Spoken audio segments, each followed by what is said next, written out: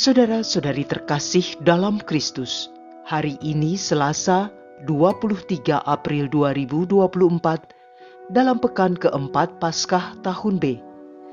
Bacaan dibawakan oleh Bernadette Esther, Mazmur dilantunkan oleh Antonia Jovita Ari, dan renungan ditulis oleh Agustinus Indra. Selamat menekuni Sabda Allah. Mari kita semakin mengasihi, semakin peduli, semakin bersaksi.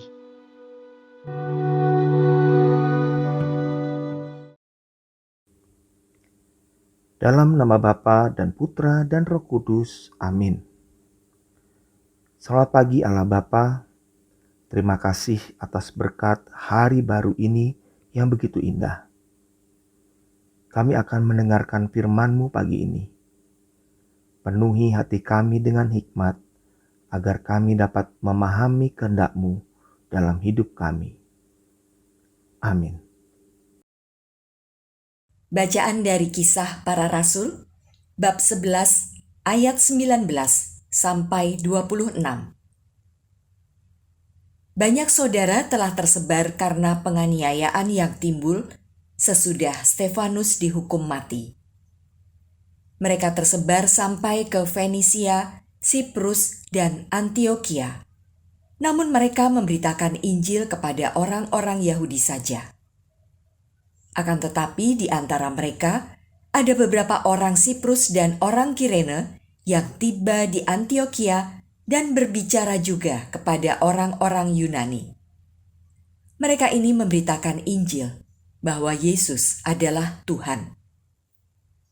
Tangan Tuhan menyertai mereka dan sejumlah besar orang menjadi percaya dan berbalik kepada Tuhan. Maka sampailah kabar tentang mereka itu kepada jemaat di Yerusalem. Lalu jemaat di Yerusalem itu mengutus Barnabas ke Antiokhia. Setelah Barnabas datang dan melihat kasih karunia Allah, bersukacitalah ia. Ia menasehati mereka supaya mereka semua tetap setia kepada Tuhan. Karena Barnabas adalah orang baik, penuh dengan Roh Kudus dan iman, sejumlah orang dibawa kepada Tuhan. Lalu pergilah Barnabas ke Tarsus untuk mencari Saulus, dan setelah bertemu dengan dia, ia membawanya ke Antiokhia. Mereka tinggal bersama-sama dengan jemaat itu 1 tahun lamanya sambil mengajar banyak orang. Di Antiokhialah murid-murid itu untuk pertama kalinya disebut Kristen. Demikianlah sabda Tuhan.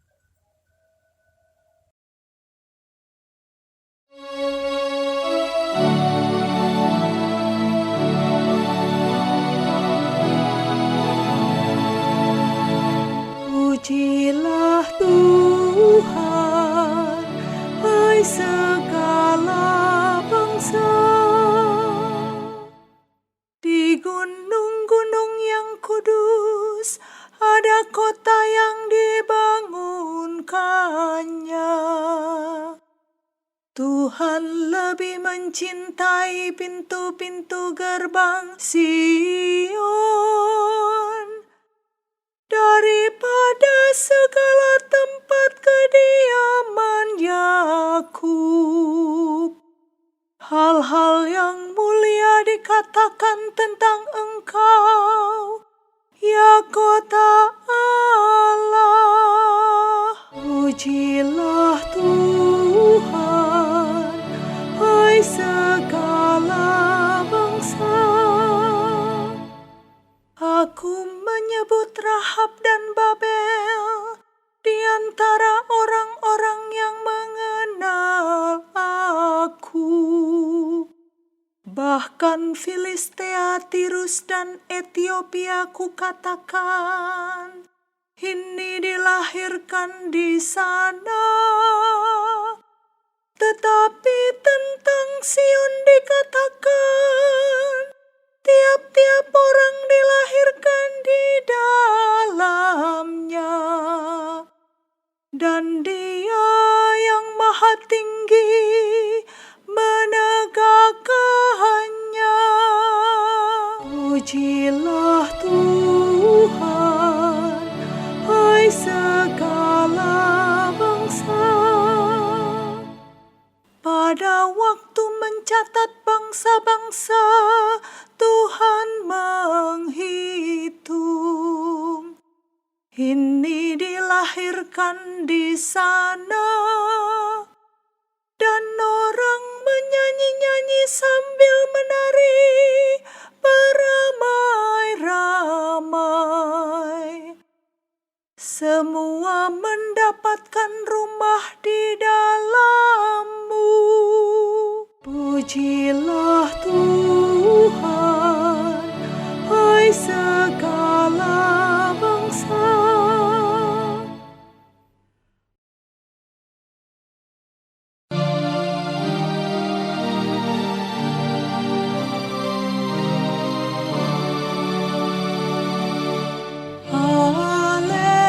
Haleluya, haleluya.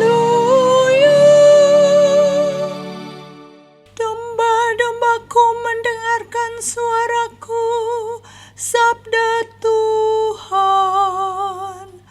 Aku mengenal mereka, dan mereka mengikuti aku. Haleluya,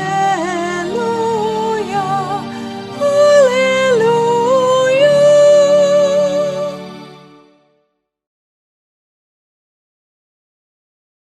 Inilah Injil suci menurut Yohanes, bab 10, ayat 22 sampai 30. Pada hari raya pentahbisan Bait Allah di Yerusalem, ketika itu musim dingin, Yesus berjalan-jalan di Bait Allah di Serambi Salomo. Dan orang-orang Yahudi mengelilingi dia dan berkata kepadanya, "Berapa lama lagi engkau membiarkan kami hidup dalam kebimbangan? Jikalau engkau Mesias, katakanlah terus terang kepada kami." Yesus menjawab mereka, "Aku telah mengatakannya kepada kamu, tetapi kamu tidak percaya. Pekerjaan-pekerjaan yang kulakukan dalam nama Bapa-Ku, itulah yang memberikan kesaksian tentang Aku. Tetapi kamu tidak percaya, karena kamu tidak termasuk domba-dombaku. Domba-dombaku mendengarkan suaraku, dan Aku mengenal mereka, dan mereka mengikut Aku. Aku akan memberikan hidup yang kekal kepada mereka, dan mereka pasti tidak akan binasa sampai selama-lamanya, dan seorang pun tidak akan merebut mereka dari tanganku.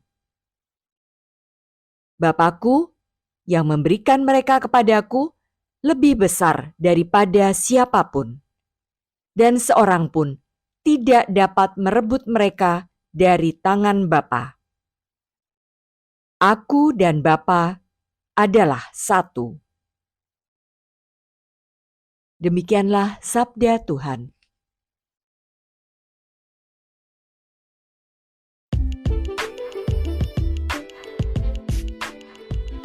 Oleh karena percaya, kita diselamatkan.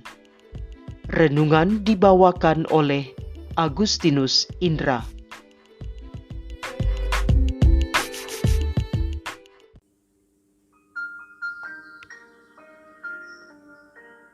Selamat pagi Bapak Ibu dan sahabat muda terkasih.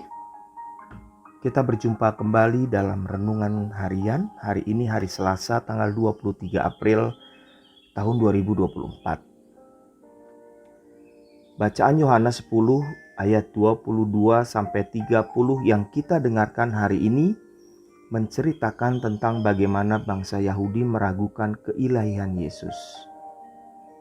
Apa sesungguhnya yang menjadi penghalang sampai orang-orang Yahudi masih bimbang bahwa Yesus adalah Mesias? Menurut Yesus, alasan mengapa mereka bimbang adalah ketidakpercayaan mereka pada dirinya bahwa Ia adalah Mesias. Mereka punya mata tetapi tidak melihat, mereka punya hati tetapi tidak merasakannya. Kepercayaan kepada seseorang adalah dasar utama untuk memahami seseorang. Mari Bapak Ibu kita bayangkan saat kita hendak bepergian jauh menggunakan pesawat terbang, kapal laut, atau bis.